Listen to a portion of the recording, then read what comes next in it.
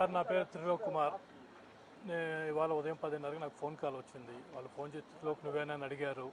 పైగా మా అబ్బాయి పేరు అడిగారు, ఇంట్లో వాళ్ళ పేర్లు ఎంత అడిగారు, ఎవరా అని చెప్పి అది వచ్చి వాట్సాప్ ఆడియో కాల్ టక్కని తీసి చూస్తే అది ఒక పాకిస్తాన్ నెంబర్ అని దానిపైన క్లియర్గా మెన్షన్ చేసి ఉంది.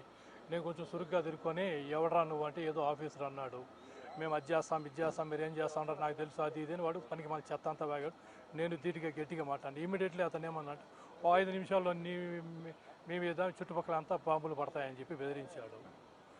వాస్తవంగా నేను కూడా దానికి ధీటుగానే సమాధానం ఇస్తాను. నిన్న రాత్రి మా భారత కూడా సింధూర్ ఆపరేషన్ 9 బాంబులు వదిలింది అది ఇది అని చెప్పి అతను కొంచెం ఘాటుగా బదిలించడంతో అతను ఆ నుంచి ఫోన్ కట్ చేస్తాడు. ఈ విషయమే నేను ఫోన్ నెంబర్ ఉంటే పేరు తెలుస్తుంది కదా, అన్నీ తెలియదు కాబట్టి, ఫ్యామిలీ మెంబర్స్ పేర్లు అంతా తెలియదు కాబట్టి ఇది ఆకతాయి చర్యగా మనం అనుకోకూడదు. కాబట్టి దీని మీద కొంచెం చర్యలు తీసుకోవాలని ఇమీడియట్లీ కంప్లైంట్ ఇవ్వడం జరిగింది. రిజిస్టర్ నెంబర్ వచ్చింది కాబట్టి మనం కూడా కొంచెం జాగ్రత్తగా ఉండాలా. తిరుపతి టెంపుల్ సిటీ అనేది నా ఉద్దేశం. ఒక సమస్య ఒక అవాంతరం ముందుగానే నివారించడం బాగుంటుందనేది నా ఉద్దేశంతో దీన్ని గవర్నమెంట్ దృష్టికి తీసుకెళ్ళడం జరిగింది. జై హింద్.